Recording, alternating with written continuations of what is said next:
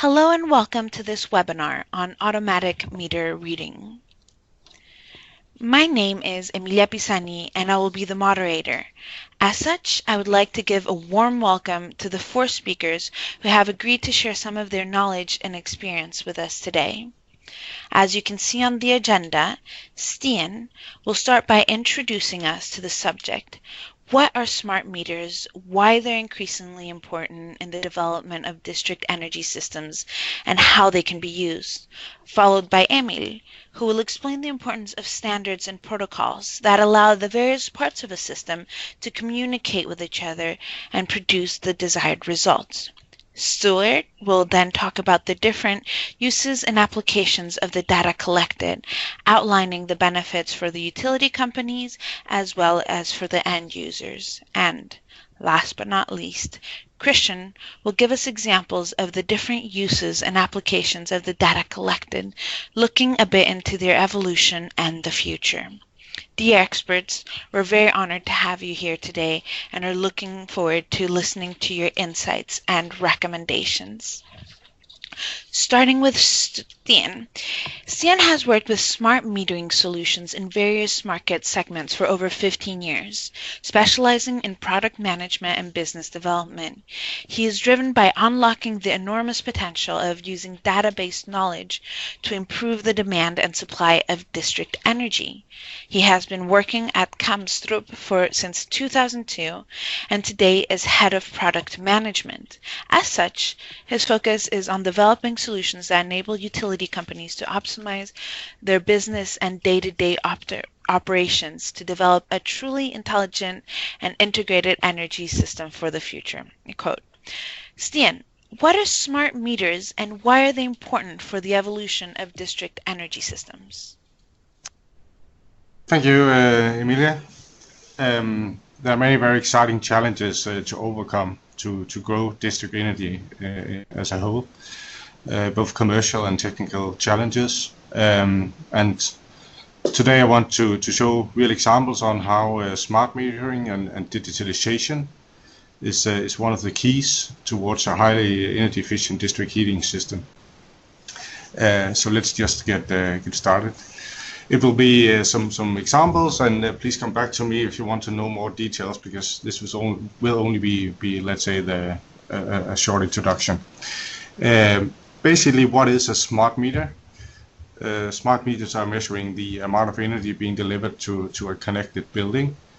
But most of all, it is a flow and a temperature sensor in every connected building to the district heating system. A smart meter is an electronic meter. Normally it has either wired or wireless communication so that you're actually able to collect data from the smart meter. It can have also some detailed or loggers for detailed troubleshooting, and then meters normally support some features like could be leakage detection, continuous commissioning of the heat interface unit, pressure monitoring, whatever. Various things that smart meters can do, but of course the communication part is probably the most important thing to notice. And smart meters generates data, a lot of data actually, and data is of course and has been over many years important for billing the amount of energy. The whole, let's say, meter to cash process is very important because that's the revenue of a district energy company. But all this data gives much more opportunities. It provides real information rather just than the theory and facts that we sometimes base the planning and the operation of district heating systems with. It gives many opportunities in terms of better end-user interactions, which is something which is being addressed at the moment in the new upcoming Energy Efficiency Directive from the European Union. But I think some of the possibilities within using these informations for improving the operations of the utility is the most important ones. We need to run the systems closer to the limits to become more energy efficient. We need to remove heat and water losses in the system. Simply to meet the targets of becoming more energy efficient. And if you look at a smart meter, it's placed in between the building and the distribution network. And with the meter, you can look into the building, and you could also tell a lot about what is going on between the production and the connected buildings. This is just a quick example to show how it could look like. Here you get real detailed information like readings every 1 or 2 minutes from a heat installation from a building. In the lower left corner, you can see the information you get every 1 to 2 minutes, amount of energy, volume flow, temperatures, etc. And with this information, you can see and tell what is exactly going on in the building. You can see how well performing the heat installation is. An example here where you can see to the left that at 7 o'clock in the morning there is a shower, forward temperature goes up because you take in fresh water from the street, return temperature goes down, so this is a well-functioning heat plate exchanger, a plate heat exchanger. You can see there is then some floor heating, and you can tell exactly what is going on in the installation. And now I can see that Henrik Gatt is on this webinar as well. He has done some research proving that 75% of all installations are fault emission adjusted, and with these information we can actually tell how well an installation is performing. Like I told you, it's also very relevant to look in the other direction, not to the building but to the distribution network, because we have maybe something like 15-20% losses in the distribution network. And how can we utilize data in this? Here's an example where we have can show how the heat is spread out through the distribution network from the central heat exchanger or central substation. We can put those data on top of the pipe network. We have done something where we monitor both temperatures and pressure, because that's the two parameters you need to take care of when looking into your quality of supply. So this gives a picture on what is actually happening in the pipes in the streets. We can dig into to what is happening again on the building side. There are some buildings, some end users that stresses the district heating system more than others. Here's a good example of two buildings on the same street next to each other. They have the exact same conditions for using heat. One building is cooling or have a delta T on 27. The other one has a delta T on 56. Again, they have the same conditions, but the building cooling only 27 degrees, of course, stresses the network, causes higher return temperatures, which is again more loss in the network, and lower efficiency on your production side as well, with, for instance, solar and heat pumps, where you want the return to be as cold as possible. So very basic that you can pinpoint which customers behave or buildings behave badly. You can do more sophisticated stuff like shown here, where we look into a certain area of the network, where we look on what is fed into this area. Could be because you want to evaluate the capacity of the network. It's important to be able to use the existing capacity as efficient as possible when you connect new buildings. It's interesting to see the network loads, also to prove if your design rules are relevant. People use less energy, so maybe rules of thumb made 10 years ago are not the same anymore. So interesting to see here that when we combine data from smart meters with information about the pipe network, the sizes and the length of the pipes, We can see the heating seasons to the left. We can see a morning peak around 7, 8 o'clock in the morning. We can see how much load this morning peak is causing in this area of the network. Yeah, so it's again, instead of just basing on theory and gut feelings, then we can tell exactly what is going on. Something a little bit similar, where we work a lot with doing a pretty advanced heat loss mapping in the system. Based on all the meter readings, we can calculate backwards in the system and actually decide, let's say, the temperature here down to the left, where you want to see the temperature where you feed into this area of the network. We don't measure this temperature, but we can calculate it based on the meter readings. So it could be that, okay, we calculate this temperature for 65 degrees based on all the individual meters. Once we then have a good guess that this temperature is 65 degrees, then we can calculate backwards towards the individual meters. And then we can actually tell if there are some of the temperatures being measured in the installations which are lower than expected, where you have, of course, you have a heat loss on the way from this entry point and to the single meters. But if that temperature drop is higher than expected, that could be because, let's say, the connection from the street to the building is a broken pipe, wet installation, or just a bad pipe. It could be that you don't have insulation on the meters inside the building before the meter. Could be that the temperature sensors of the meters are not properly installed and are not put in enough contact with the water flow. So yeah, again, we can pinpoint, and these are the red dots here, where you have the highest temperature drop. And what was really interesting when we looked into this was that also the other way around, we found some installations where the temperature was higher than expected, and that was kind of a surprise for us, and we thought it was a mistake in our model.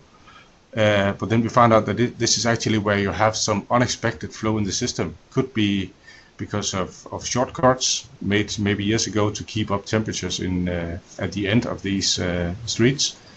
But yes, we can pinpoint where you have unexpected flow. Unexpected flow could be because of these shortcuts or circulators, but could also be because there is a leakage. And yeah, so based on all this reading and knowledge about the pipe network, we are actually able to make a complete heat loss mapping. We can also tell the consequences, that if this specific installation was doing just as good as the neighbor, then it would have that consequences for the overall heat loss. Yes.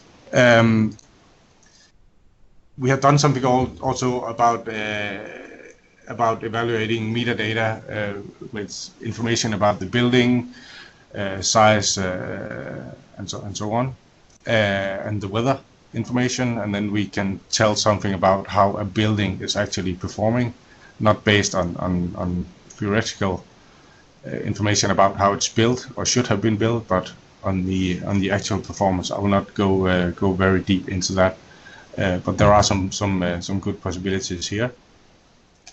And then at the end, just briefly touch that in terms of end users, we see also, of course, the possibility of sharing some of all these information with the end users. This has been run in some Danish projects. I think in Denmark we discuss a lot that maybe we cannot have the end users or expect end users to change behavior. So instead of just providing information, there's more a trend towards let's say turning all this into new business model, where the district heating utility takes more responsibility for the customers' installation and taking care that this is efficient. But there are, of course, good opportunities of engaging end users. And end users in the new energy efficiency directive is put more in focus with a demand for monthly information back to the end users. Yes, these were the examples I wanted to show. So back to you, Emilia. Thank you very much, Stian. So if anybody has questions for Stian, please let us know. Please ask us through the chat function. Maybe while you think about it, I have a couple questions for you. How is the business case for smart metering?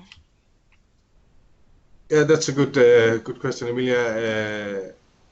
Again, when focusing on let's say metering for billing only, there's probably not a business case for collecting frequent data. But the good thing is that there is a really big potential in looking back into the distribution network, and there's so much money in reducing losses. So that's really carried the business case, and we are in a situation right now where data collection and communication cost and so on becomes lower and lower. So even for a small extra cost compared to the basic metering for billing, you can get all this detailed information. We have numbers in Denmark telling that the cost per meter point is something like €8 per year for getting hourly values. Great. So it's a small short-term investment that allows for great long-term investments, particularly in the cost savings that it can represent for the utility companies, and improvement, I can imagine, also with the interaction with end users. So small short-term investment for long-term impact. Yeah, for sure. Both on the operation and also on optimizing the investments in the distribution network, targeting the investments where it makes best sense based on real facts and not theory. Yeah, great. But this is great. So you have all this data coming in that allows you to be more efficient and control the system better. But this is data of users. What about data security and data privacy, particularly with new rules? It varies from country to country. Is there a EU regulation coming up? How do you deal with this privacy issue? Yeah, we deal with that a lot. I just came from a meeting yesterday in the European Parliament. We are addressing both the Parliament and the European Commission, and taking this very seriously, of course. New general data protection regulation is entering into is coming up in May next year. We have a pretty good feeling, also based on our dialogue with DG Just in Europe, that it is in the legitimate interest of the district heating utilities to collect this information. Of course, they are not allowed to give this information or use this information for commercial purposes, but as long as it is for operational purposes, improving the operations, then we can claim that this is of legitimate interest, and then the utilities will actually not need a consent from the end user to collect these data. Great, thank you. We have a question from Marco from Coheat. He's wondering if it's possible to measure the data, quote, frequently, for example, every 5 minutes, every hour, as you say, but is it possible to collect the data infrequently? So, for example, once a day or once a week? Is this functionality available over the wired M bus or wireless M bus on the newer meters? Yeah, you can have various intervals covering just from basic monthly to daily to hourly to close to minute intervals.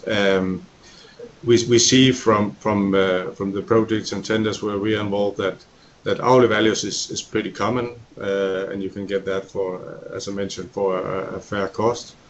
And then the possibility to dig deeper and go down to maybe minute values or even more real time. When you have, let's say, make the overall screening and found the installations where you want to dig deeper. Okay, and how would you define the difference between to measure data and to collect data? I mean, the meter measures continuously, and yeah, and then we read the meters at different intervals. Yeah, I don't know if that is the question, but yeah, we collect normally on hourly interval, and then we have the possibility to collect more often. But of course, the meter measures continuously. Okay, so one thing is reading, and then what you use of that data. How often do you go in and extract the data that is being measured and actually do something with it? So do the minute values need a live data feed? Or can, for example, can somebody come in and collect it from passing walk-by radio or something like that? No, okay.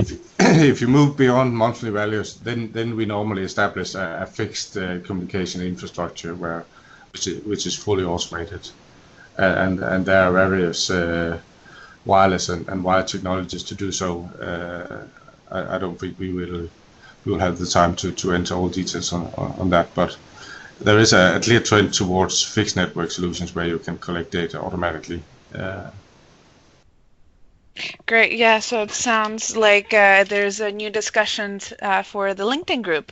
Thank you very much, Stian. And so I'd like to move on to this.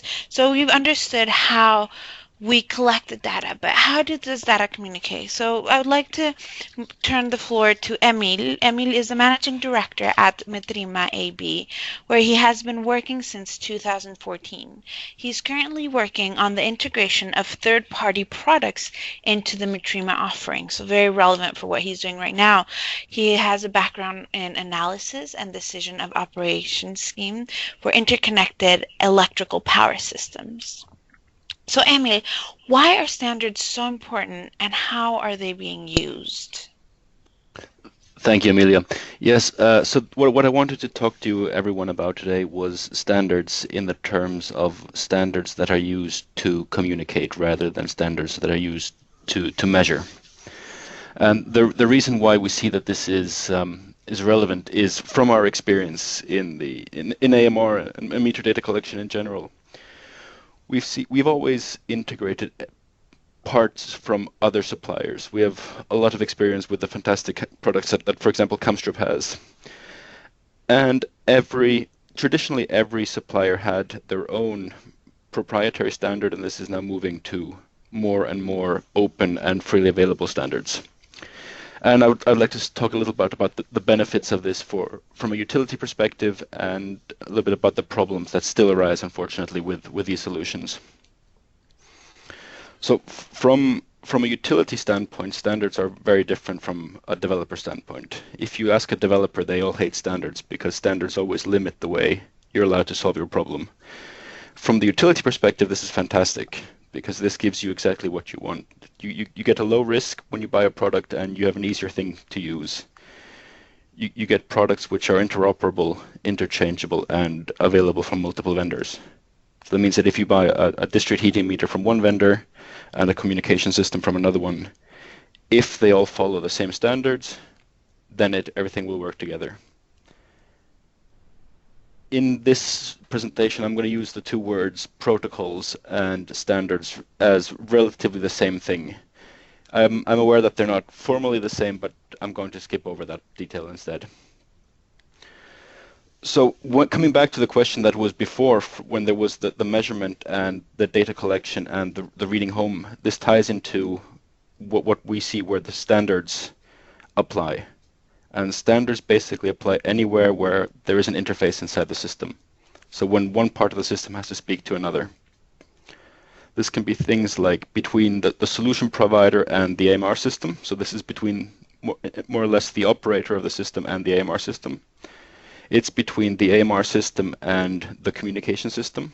It's between the actual thing that does the sampling and between the meter. And in the last case, the M-bus, both wired and wireless, would be the typical example.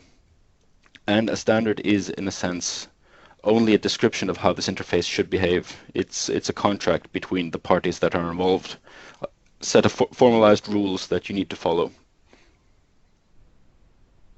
And to start out with, of course, standards sound wonderful and everyone loves them, but there's unfortunately a few issues with them. A lot of them are quite old, especially in the metering part. The first versions of M-bus came out in the middle of the 90s, and they've been developed under this, so they come in a number of different versions, usually identified by different years. Different manufacturers sometimes imply different versions or implementations while still using the same name. So what one person will say that they're following standard A may not necessarily be the same exact implementation as standard B, as standard A from another vendor. Sometimes the compliance is not full, even though the manufacturers state that they are. And some standards are, of course, supported only by a single vendor. And this, in the sense, all comes down to the fact that there's often a lack of independent verification of the standard. So if the person that promises that they're following the standard isn't actually checked up by someone else, there is, of course, limited trust involved in this. Here, a lot of modern standards have a testing protocol that a third party will follow. Typically, something like TÜV Süd or DNVGL or Lloyd's will do the testing and then give you a certificate that you actually follow the standard. If we then take the relatively well-known M-bus set of protocols as an example, these are all standardized in a set of ISO standards, 13757.124, where -4 is the wireless M-bus extension. It's supported by pretty much all meter manufacturers and all AMR systems. But once you start digging into it, you run into a bunch of problems. For example, the wireless support, there's at least 4 different modes, all of them which have different properties and are therefore inoperable with each other. Very common case is where, for example, the collection system of one meter manufacturer will say that they support wireless M-bus, and the meter from another one will support a different one of these modes, and then they don't work. Wired M-bus has 2 different addressing schemes where there very often are collisions. There's sometimes vendor-specific extensions, and early implementations often lack certain of the functionality that was introduced later on to support the modern functions of the meters. To solve this, there's very often something called a companion specification, which limits the freedom of the manufacturers in what they're allowed to do within these standards. Very often they combine 1 or 2 different standards to do this. The most well-known examples here are OMS for M-bus, which comes from a German organization where they've basically said you're allowed to do this, this, and this within the M-bus standard and nothing else in order to be compliant. For electricity meters, there's something called EDIS and OSGP, which try to do the same thing, where they standardize both the transport layer and the application layer. This solves a lot of the problems that you have with the inoperability of the different standards with each other. And then you come back to the same thing with the third-party verification.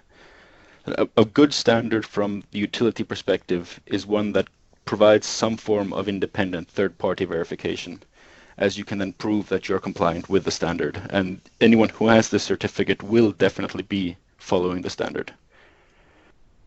So a little bit about what we've seen in the past and what we see in the future. In the past, most protocols were proprietary and vendor specific. Thankfully, there is a strong movement away from this, and no one wants this to be left anymore.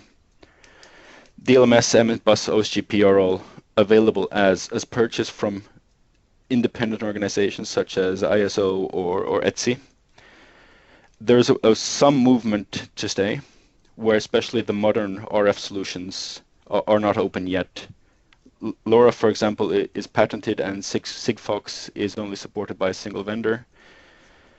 And from the utility standpoint, probably the most important thing to remember is that likely no single standard will cover your needs. There's a reason why there are so many standards, and this is that it's very difficult to write one that covers all your needs. That was roughly what I wanted to say, and thank you very much for listening. Thank you. Thank you very much for this presentation.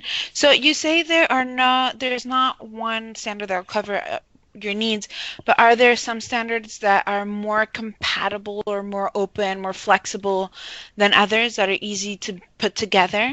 Are they all more or less the same? Well, there's this weird behavior where the more free and the more flexible a standard is, the more difficult it is to use it. The ideal standard is this old pulse S0 pulse communication, where for every unit of consumption you send one pulse.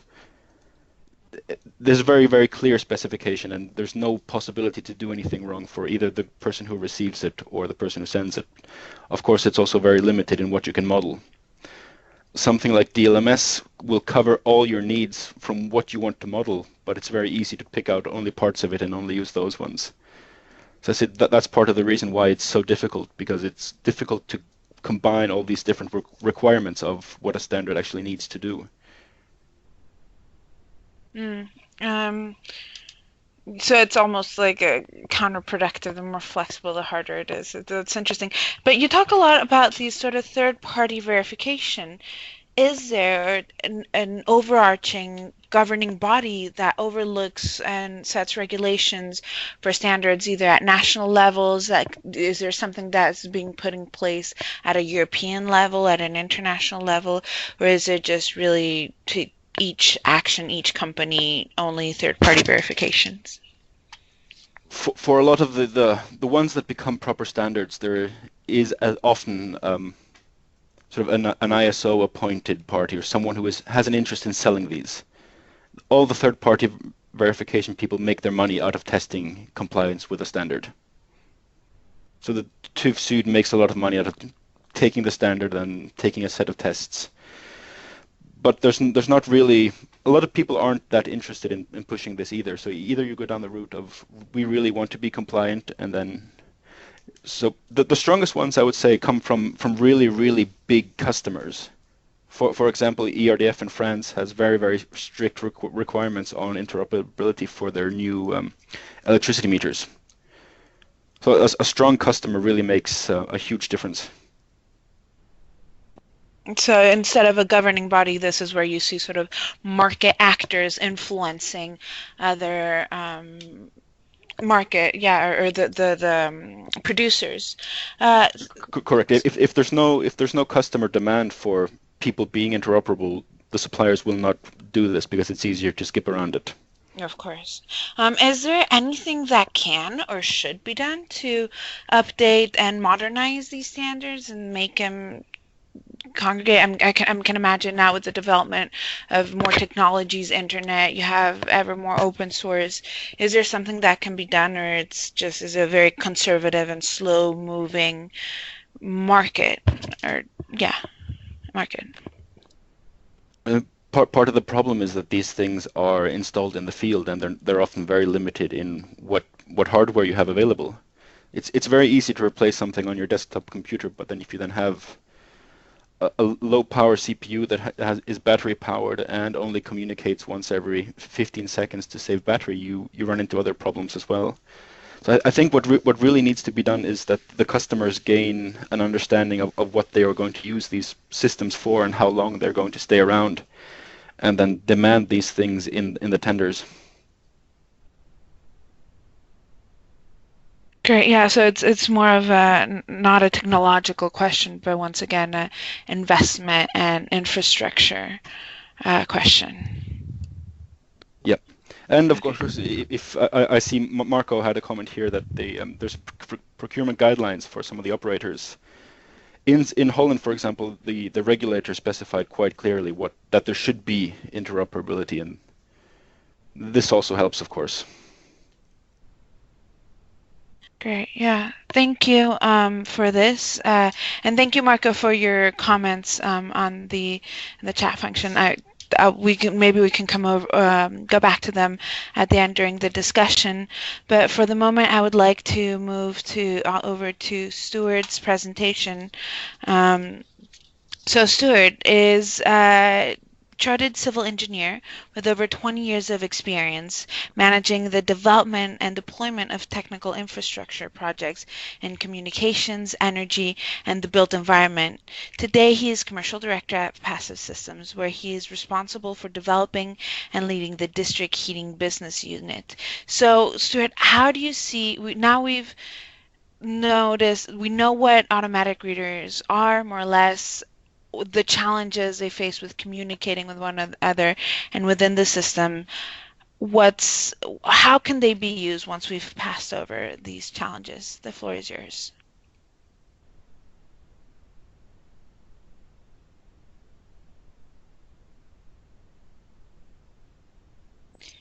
Stuart, can you hear us? Could you please unmute your microphone? Yeah, is that better? Much better, thank you. Yeah, morning everyone. Thanks for the opportunity for talking today. What I want to talk about is really touching on some of the themes of the previous presenters in terms of how we use data and how we bring data from the homes. And communications is constantly changing within our environment.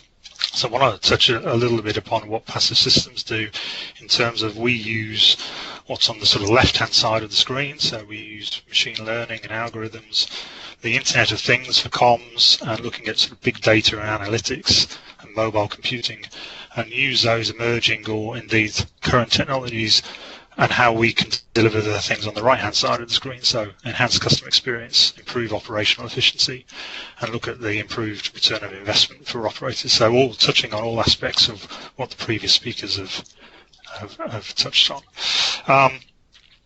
Passive do a number of systems, but I want to concentrate just on the AMR side today, given the talk,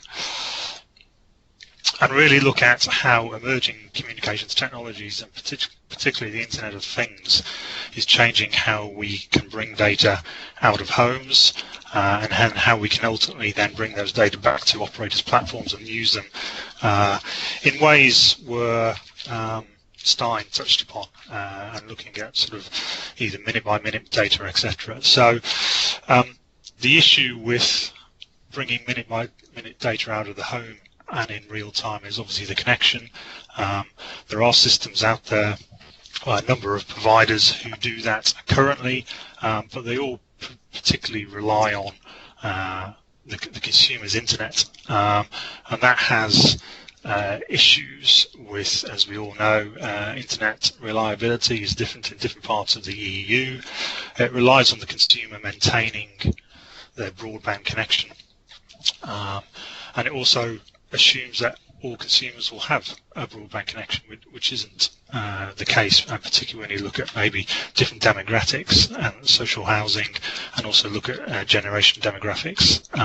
So if you really want a whole district level view and getting a consistent set of data, then you need a data layer which is going to be constantly on and not necessarily impacted by maybe consumer behavior. So this is where we can start looking at the Internet of Things. There's obviously GSM technologies out there now, and they do have their uses, but they also have their limitations as well.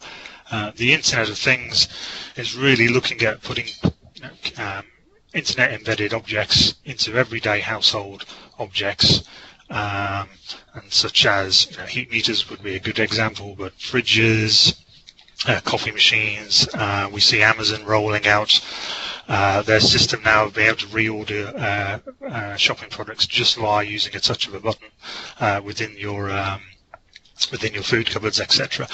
So how do all those messages sort of get back to the various platforms? And one technology we believe is leading the way on this is the Sigfox technology. And I'll come to that in a minute, what Sigfox is. In fact, I'll move on to that slide now, actually. So Sigfox have already deployed networks in 30 countries globally, and its ultimate aim is looking for 100% global population coverage, which is a big task, and anyone who's sort of followed GSM and 3G and 4G rollouts will be aware of how the challenges involved in that. But just looking at some of the primary countries in the EU, if we look at Sweden, currently has 45% population coverage by the end of this year, and it's targeting 95% by the end of 2018, so very aggressive rollout statistics.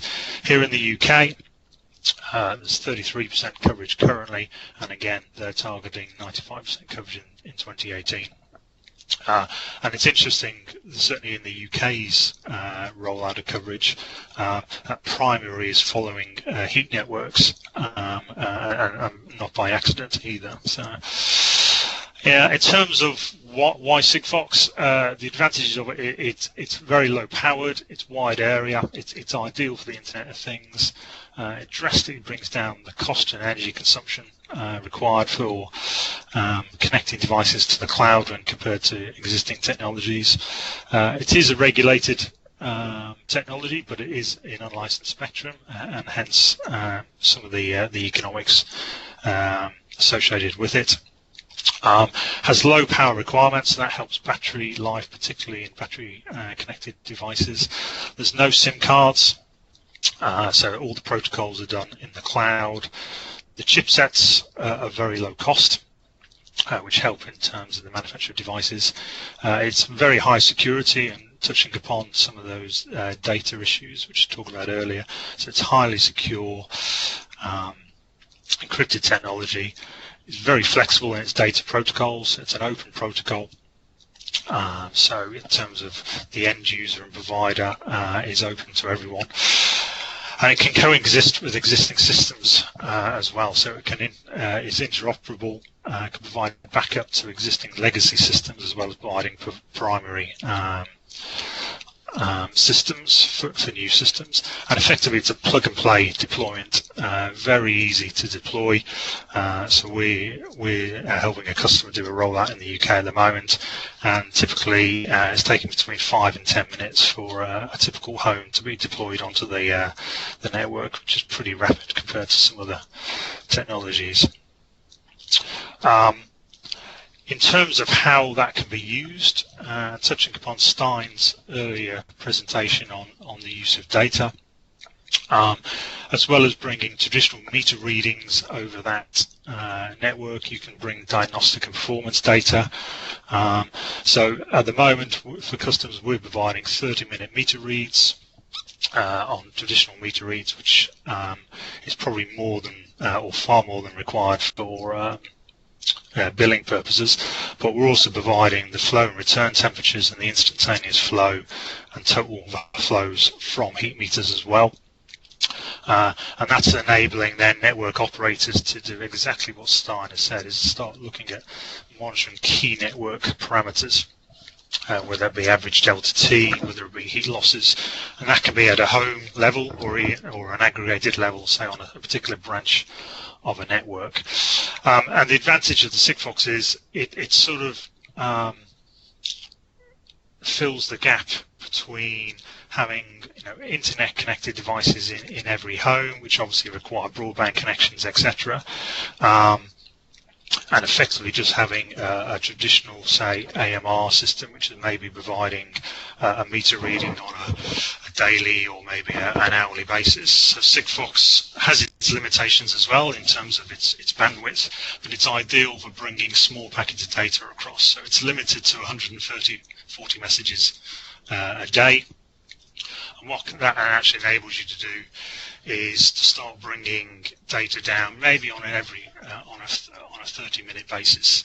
But similar to what Marco mentioned earlier in his chat, you can start collecting data on a lot more frequently basis, so either minutely or 10-minutely basis is we find what our customers require, and then sort of bring that down on the network maybe on a 30-minute basis. So you can disaggregate how often you're collecting data within the heat meters and how often you're reporting it, and match that to the end requirements. And the Sigfox protocol sort of provides that compromise of ease of use and economics versus sort of having sort of more higher cost systems in place.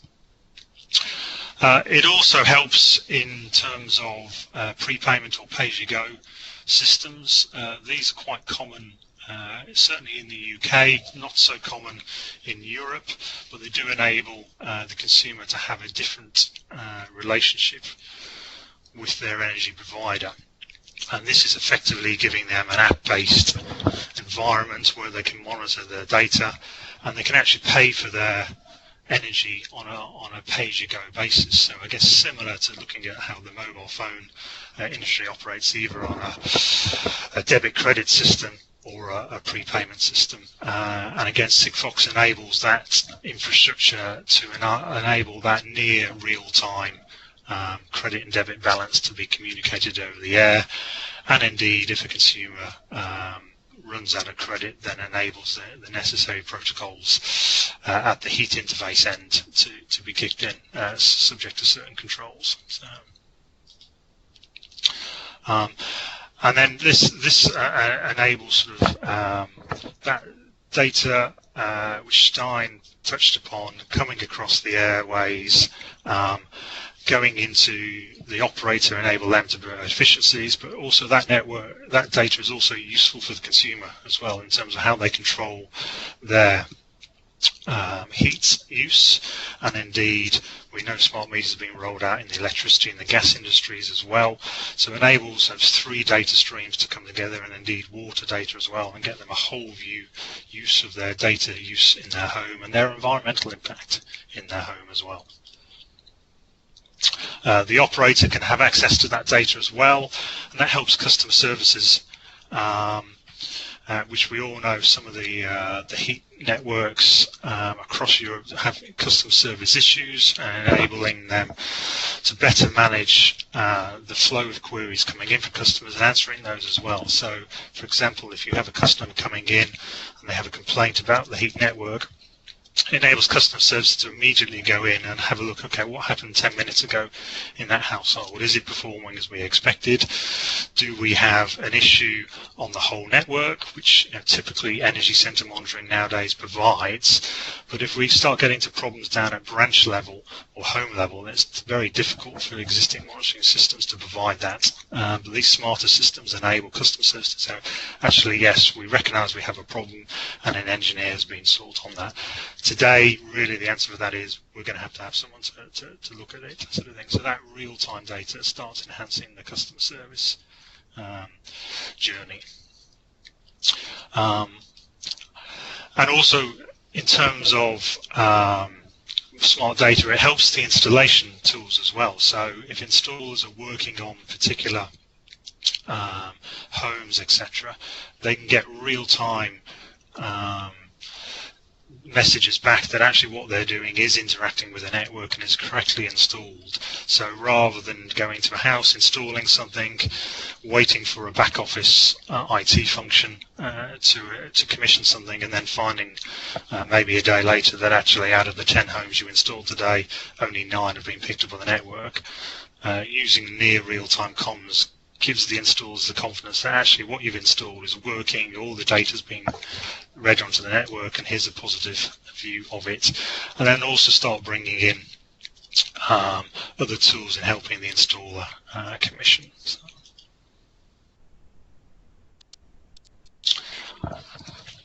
Thank you. Thank you for that presentation. Here we have a very interesting question from Marco about your choice of with Sigfox. He says Sigfox is an 8-year-old venture-funded company whose latest funding rounds came from the French government via State Champions, and are hoping for an IPO in 2018. But so he's he says they're dead in the business, are rather old, and why would you choose them over more mature telecoms, such as 2G, GSM, GPRS, or NB-IoT, for the long-lived infrastructure? No, that's a very, very good question. So in terms of Sigfox funding, one of their key funders is actually Samsung. So Samsung see the Internet of Things as one of their key markets, and they're investing heavily in that at the moment. Regarding the query on why choose it over traditional sort of GSM operators, so the GSM operators are all taking different approaches to this at the moment. So if you look at Vodafone, for example, they are looking at a software embedment of Internet of Things within their current technology.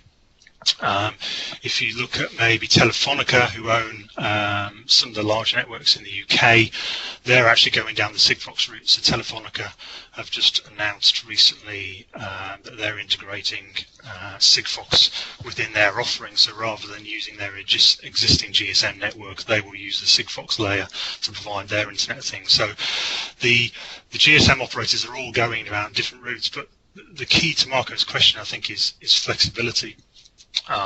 In terms of Sigfox, they're only dedicated to Internet of Things networks, and they have a very flexible approach, and their infrastructure is very low cost. And as an example for this, we're working on a number of heatworks in the UK at the moment where the traditional legacy systems of AMR are just struggling. They're GSM based.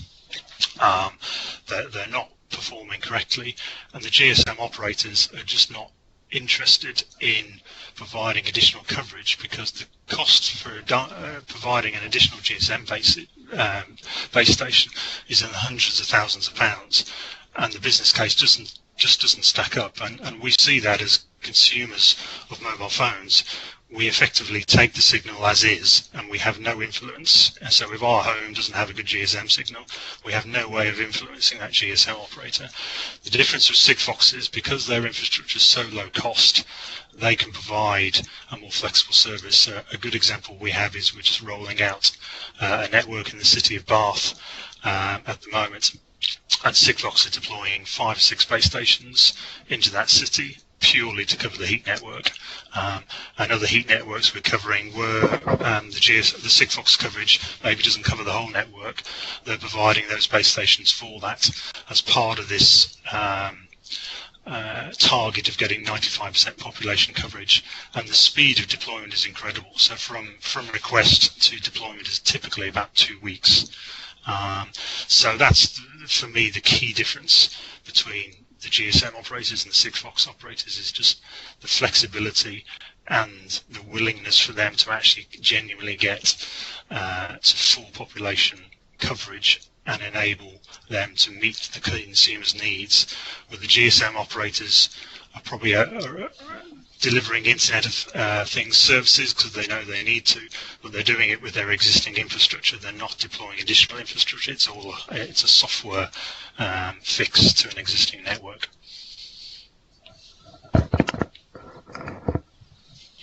Thank you. So you talk about this flexibility of within the network. The different wireless network systems have different capabilities with different standards, and so as a customer, both the business customer and the end user, how do you know which one to choose? How to choose? Is there based on the area, the geographical area you live in, based on the use you want to give it, a combination of both? Well, I think, again, picking up on the sort of GSM versus Internet of Things, you sort of have a choice. You can, if you have an existing project or a new project, you can look at what the existing GSM coverage is, and you can pretty much you're stuck with that. If it's good, it's great. If it's poor, it's gonna remain likely to remain poor. With Internet of Things, effectively, the coverage can be deployed very flexibly, and effectively you can get to full coverage up to a heat network very easily at no cost to the network, and effectively the network has that direct communication with the Internet of Things provider to say, actually, I need more coverage here. I've got 1,000 heat meters here and only 990 of them are actually reading. How do they do that? And because the technology is so cost effective, the operator can meet that, and they have a desire to meet that because it's not just the heat meters they want to read in the homes, it's the water meters, it's the fridges, it's the coffee machines, it's all the other connected devices, which is the future for this. So from a heat operator perspective, you can go for some sort of bespoke network which is maybe proprietary to a particular heat meter or a particular AMR, or you can go for a GSM operator and you're really stuck with that, or go for an Internet of Things provider and they can actually provide you what you actually need, but it's open protocol as well, so you're not tied to a particular protocol, you're not tied to a particular proprietary bit of hardware. Thank you. Yeah, and that sort of covers Marco's comment then, as also it's that GSM coverage is perfectly adequate for electricity and gas industry, but here we're speaking particularly with district heating is their goal, yes, and we see in the evolution of district energy systems, there's more and more integration with electricity and gas and other networks, but at the moment it's still a separate, its own entity, and I can imagine that also influences the choice of Sigfox over coverage. Yeah, and I think I would disagree with the comment that GSM coverage is adequate for electricity and gas. I think that's pretty much in the communications industry. It's almost the opposite thought. Is the smart meter rollout in the UK is having billions of pounds pumped into it by the government to back up those networks, and in a lot of geographical areas those networks aren't GSM based, they're on a proprietary technology, so that investment is effectively sunk investment. It's going into network providers who are purely concentrating on smart meters, and it's not bolstering the GSM coverage for other users. And also we see the smart meters roll out, if it was specified today it would be a lot different. So effectively they're not getting real-time data, they're getting data a day behind. There's a lot of issues in that rollout at the moment as well. So I think in terms of GSM as a core technology, I don't think that would be the preferred technology, but that's the route they've gone down. So. Thank you. Yeah, it's interesting. It'll be interesting to see how this evolves. Speaking of evolution in the future, I would like to move on to Christian's presentation, who I'm thinking will cover a little bit of this. We'll talk about this. Christian has more than 15 years in the IoT and clean tech industries. He has been working with a wide range of product and technologies with the aim to digitalize traditional industries and to find business models suited for the competitive value chain. Today, Christian is head of business and market unit at Noda Intelligent Systems, where he's working to optimize district heating networks and energy efficiency in buildings. His goal is to work with utility companies that are in the process of digitalization and to create sustainable heating systems. So, Christian, taking into consideration this fascinating discussion, what do you see as the future of automatic meter reading or smart meters and the impact they will have in our district energy systems?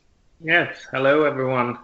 Exactly, I will start from a slightly different angle here, actually, because smart metering is not the primary goal for us at Noda, I would say, but it's very much needed to be able to perform our services.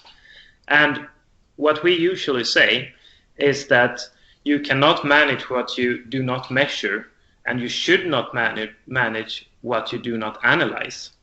And that means that we are focusing on the analyzing part of this.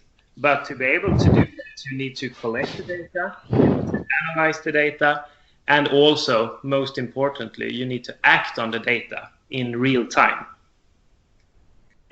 Despite this, we are putting quite a lot of research into the metering part, but I would say that I welcome all the different actors and technologies and so on that makes this easier to collect the data and so on. And we are very open-minded when it comes to that. If someone can do it better than us, we would like to use their technology to get hold of the data, more or less. But what are we doing then? I mean, we are not coming from the automation side of this business. I mean, we are a data science company, IT company that is handling data and operates on data. And what we do is that we optimize district heating networks by utilizing the virtual energy storage in buildings. And what does that mean then? I mean, this is about digitalization. Simply, you connect a number of buildings in a district heating network, and you can balance the heat load on the demand side, meaning that you can operate those buildings in a good way that will help the utility as well. And this means that you can get an effect reduction in the district heating network more or less in real time. So I will go into a little bit deeper into this. But first, I mean, when it comes to digitalization and why there has to be a digitalization of the energy sector, I mean, a few points on that. I think everyone wants lower operational costs and lower emissions. I mean, I think that is quite given. And you can come quite far when it comes to digitalization and to achieve this. What we think is important is you should put together production, distribution, and the consumption side. And if you could operate all those different units, both the production, distribution, and consumption side, you have a good chain that you can actually control. And if you can read data real time, more or less, you can also analyze the data in real time, and you can act on the data in real time. And that means that you can optimize exactly when it's needed, the district heating network. But also one important point when you collect this data is also that you can analyze it for other reasons, so to speak. You can visualize the data, and maybe the end user would like to see something. So there are many possibilities when you start looking into this.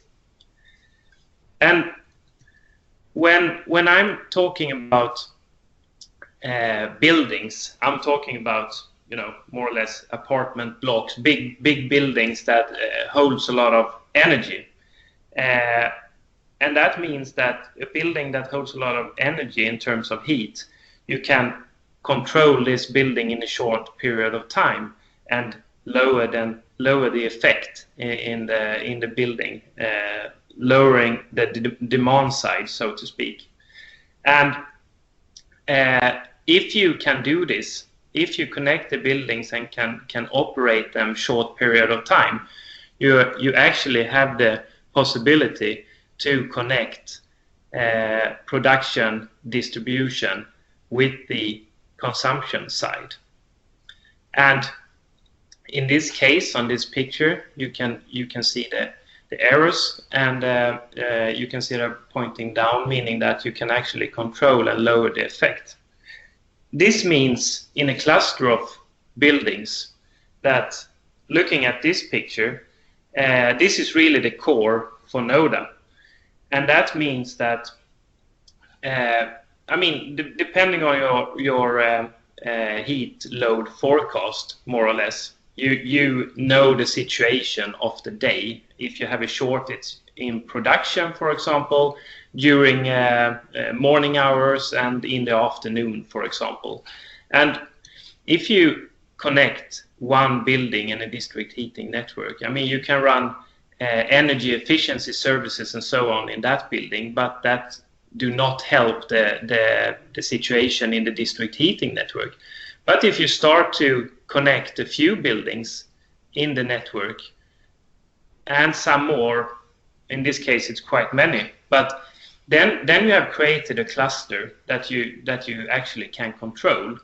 And the thing is that if your planning says that, okay, we would like to have an effect reduction, for example, of 5 megawatts during the morning hours, and 2 during the evening, because this will help our production or help our distribution.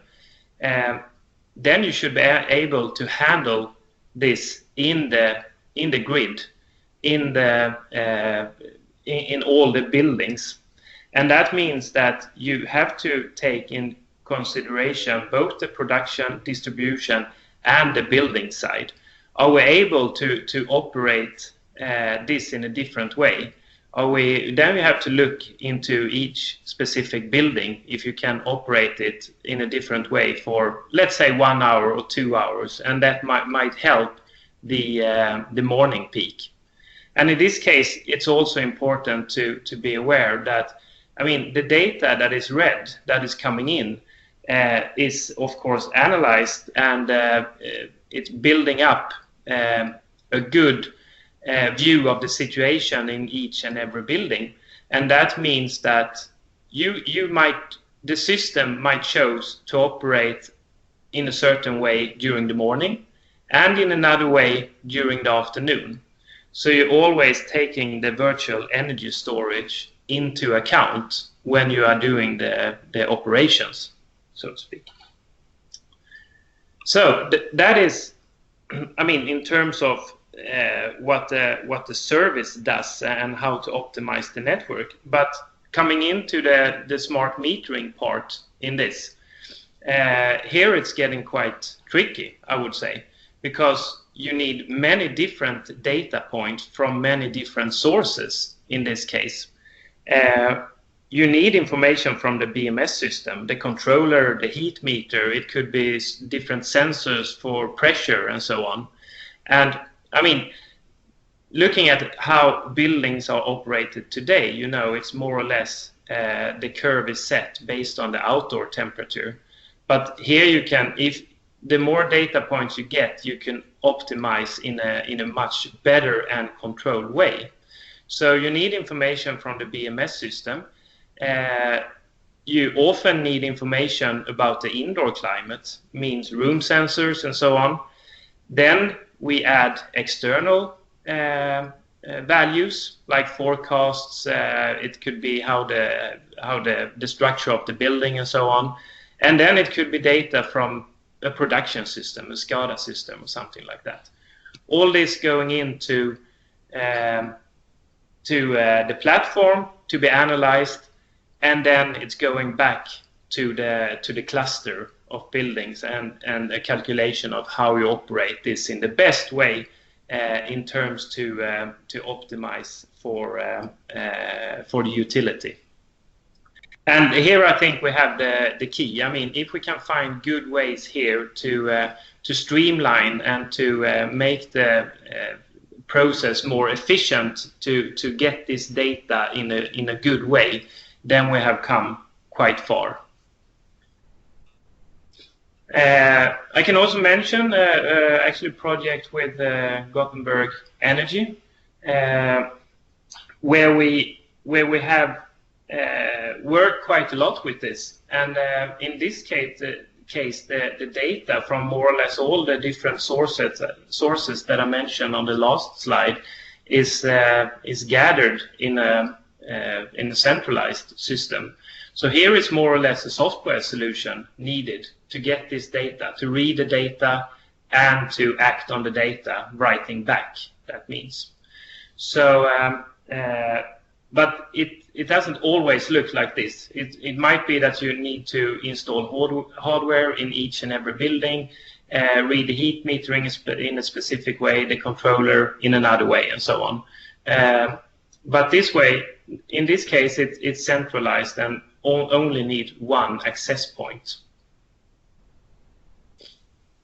And this case also means that Gothenburg Energy has the complete chain connected, so to speak, from the production side to the consumption side. And then just a few words on what's next. I mean, we are working according to this model and looking into data analytics and machine learning. And here you have data, you have information, knowledge, and wisdom, that chain. And I mean, just data, collecting a lot of data doesn't help you much because it's just a bunch of numbers. You need to transform this into information. So, for example, if we're looking at return temperatures, you have 10,000 buildings connected to the district heating network, maybe. And it's only 100 of them that are not working as it should, maybe, because it could be the heat exchanger, for example. So here is the analyzing part to really show and visualize how those 100 buildings behaves. Then you can have one person actually going through those 100 buildings and see what could be done to make this better. You can contact the customer, you can propose solutions and so on. So it's about to visualize the data more or less and make it easy to work with. The next step is knowledge. I mean, by this you create a lot of knowledge. You can say, okay, maybe we should, we know that it's the valve, for example, that is the problem. And next step is then the wisdom. Okay, how do we create this? How do we do this in a better way? So, and all this can be done just by analyzing data. Some results then, I mean, this is just a few examples. I mean, to the right, you can see how the system operates live. You have the blue line. When that turns to green, you have you are doing something in the network. You have an operation. You can see how the effect is affected by this operation in the cluster. So that is just a short example. And just to summarize then, I mean, with digitalization, you can quite easily lower the operational cost. You can lower the investment cost from a utility perspective and lower emissions, as said. And you will have a better control of the complete chain. And I think you also can create some attractive services and to visualize data in a good way towards the customers. So as I started with to say, I mean, I think we from NODA, we welcome all actors and the different technologies about how to collect data in a better and more efficient way. And I think that will help many companies and services as well. Great. Thank you very much for this very interesting presentation to round off so we understood what it is, and so great illustration of what can be done with that data. Thank you, Marco, for all your questions. We have a new one. So what kind of data is good enough for this load shifting? Say 30 minutes better than 60 minutes, or 5 minutes better than 30, and so on. And is this good enough once you have a 5-minute interval? Yeah, we always strive for 15 minutes to be able to read data within 15 minutes. And that is also important because, I mean, if from a utility perspective, I mean, if you have it could be a problem with production or whatever, but you want the effect pretty soon. And that means that you could send a signal to our platform, for example, that you need to reduce the effect in this area. And then you want to be able to control how it looks for the moment. So you would like also to get a report back. Okay, this helps us with, let's say, 5 megawatts for the moment. So it must be, I would say, more or less real time. Great, thanks. And so with all this metering data available for the end users and the companies, how can cities and utility companies optimize the system? What are examples of what they can do to make their system more efficient and green and user-friendly? Exactly. I mean, the first example that everyone is talking about, I would say, is to reduce peak load. And that is a pretty good example actually, because I mean I think everyone is aware of this and working to improve those situations. But let's say you have a peak in the morning, then you can quite easily reduce it, and you do not start that peak oil burner or something like that. But you can also operate those grid from a financial perspective, on a cost basis, and you could for example, if you are building a new area in a city that should be connected to the district heating network, you could, instead of building, storage tanks or peak burners and so on, you can find a solution with digitalization. So there are quite many areas to work with in this case. Great. And have you seen cases where all this data can be used by cities to influence policy at a city level, at a regional, national, or maybe say even EU level? Now we're seeing all these policies being put in place to facilitate and promote district energy because it has been proven to be more energy efficient and green. Have you seen this like data analytics influencing policy, and how can it be used to influence policy? Yeah, I mean, I think this, I would say, starts now, because I mean, this differs from country to country. There might be regulations in some cases that you are not allowed to do this kind of, to complete the chain, if I put it like that, to be able to operate on the demand side. I know that there are some discussions in that area, but I think we should look at this from the perspective of lowering emissions and making the heating more efficient. And so I think it's good to bring in those kind of questions, what you can actually do, rather than put regulations. But I think it's still to come what will happen in that area. Great. Thank you very, very much for this presentation and answering our questions. I would like to now open the floor for just a general discussion, once again referring to our participants or listeners. If you have questions for all our experts now in general, and to you, Stian, Emil, Stuart, and Christian, if you have questions for each other, please don't hesitate to interact. And I'm tempted to get the discussion going with a question for you, all four of you.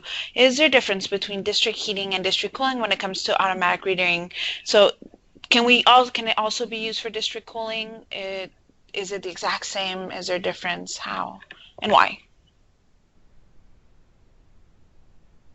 If I should answer, Sten here from Kamstrup, I would say that yes, it can be used to a large extent also for cooling. If you look into the cooling market at the moment, that is more on individual building level, and we do not see so many big, let's say, distribution networks for district cooling systems. I would join in Stian's opinion there. We see the same thing. The meters are more or less the same. There's a software update. I'm guessing that a lot of the smarter algorithms might need to be adjusted to slightly different physical models, but that shouldn't be a big problem either. But you haven't seen this being implemented. Do any of you work with smart meters and district cooling systems? Yes. Several of our customers have district cooling installed, yes. Yeah, we sell a large percentage also of our energy meters for cooling. Again, I think we will see within cooling that, okay, you start with individual buildings, and then you will connect the buildings in clusters and make these clusters into small district cooling networks. So I think we will see district cooling grow for sure, especially in the Middle East.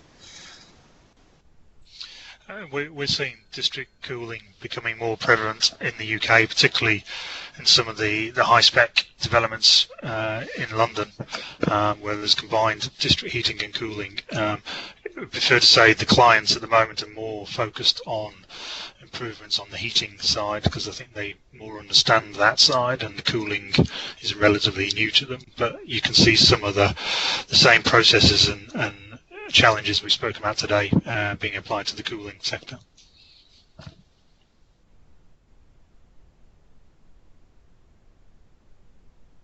Great, thank you. Yeah, so it is something that's available and that is impacting, and it feels like now with the Internet of Things and the interaction between the different objects, we're seeing sort of a circle being created and being closed where you have more control. The utilities companies have more control of the consumption, so they can predict the production, but also end users. The implication of end users is being crucial here, where end users can actually now get more and more access to their own information of their consumption and impact their actions. And here, Marco has a new question of the design and commission in the UK for cooling is worse than heating, so there's a lot more opportunity to identify faults and fix things. The systems don't see much actual use. What do you guys think about this comment?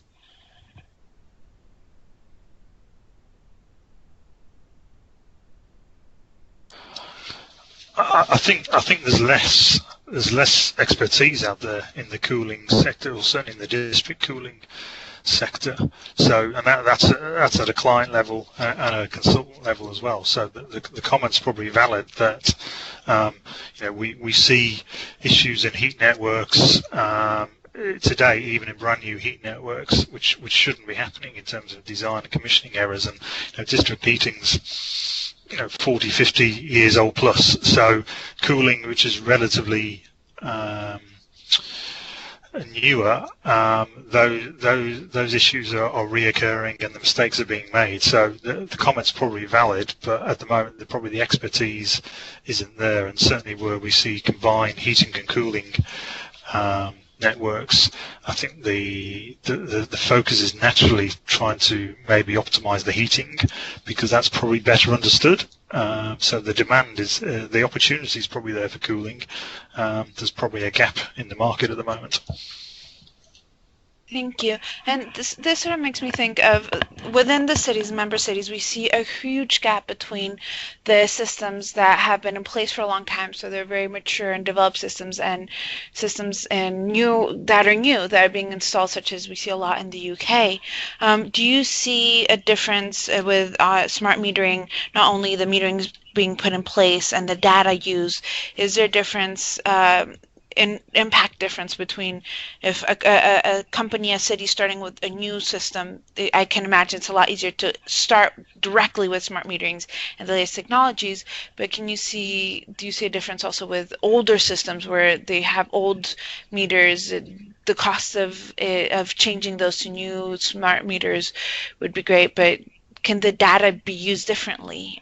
Maybe Christian or Stan, can you see this difference between the different systems? If I should answer, then I would say that, you have regulation telling that meters should be taken down and re-verified and so on a maybe 6 to 8 yearly basis. So there is a continuous exchange of the meters to newer ones. I think it's a good point that let's say people that go directly to new district heating system have some better opportunities for taking a new technology. I think also, especially here in Scandinavia, that district heating utilities are mature also to move into the digitalization. Often it's let's say cheaper to install brand new smart meters than trying to upgrade existing meters and still not get all the benefits. And then just one comment about the expertise. I think it's important that we could probably all agree that we want to see the whole district heating cake grow and see district heating become successful all over Europe. And other places, and I think it's important that we all the countries are at a different level, so it's very important that we spread our expertise and use our expertise cross country.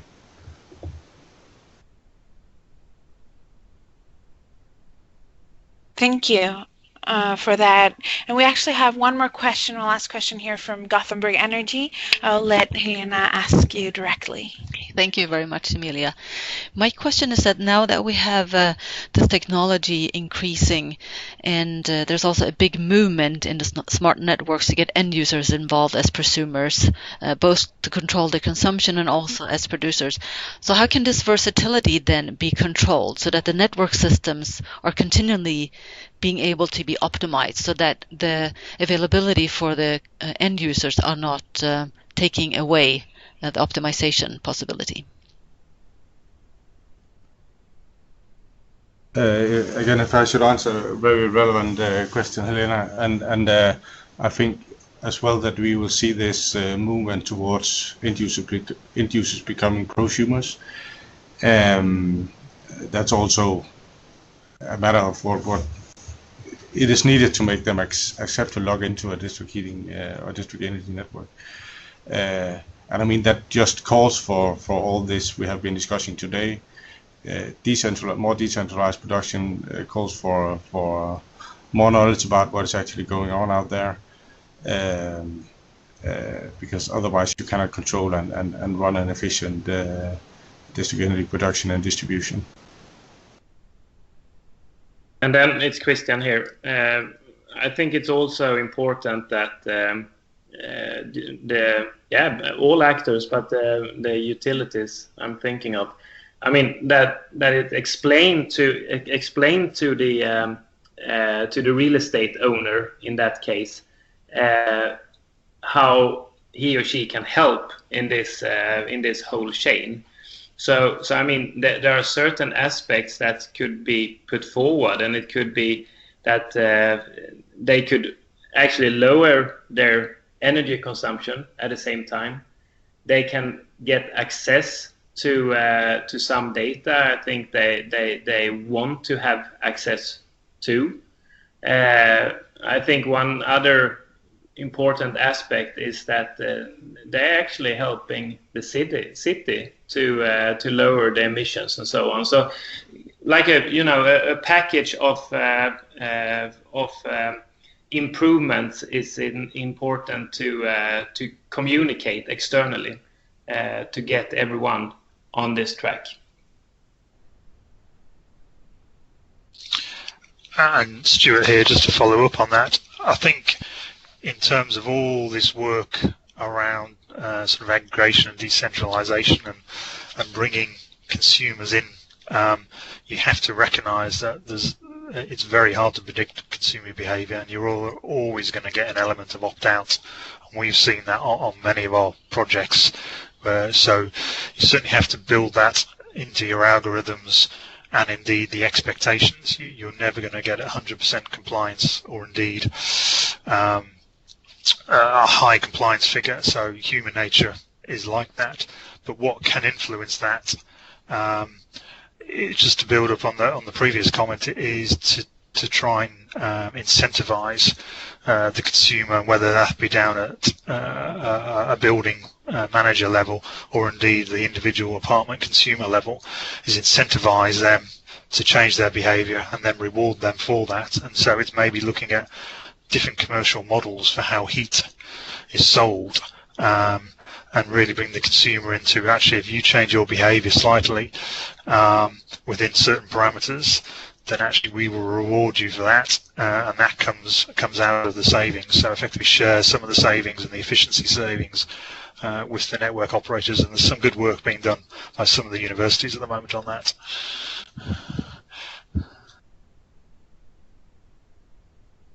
Great. So thank you very, very much to all of you. Unless there's one last 30-second comment, I would like to round off this webinar. Thank you once again to the presenters for your time and this great discussion. And thank you to participants for joining us and your patience.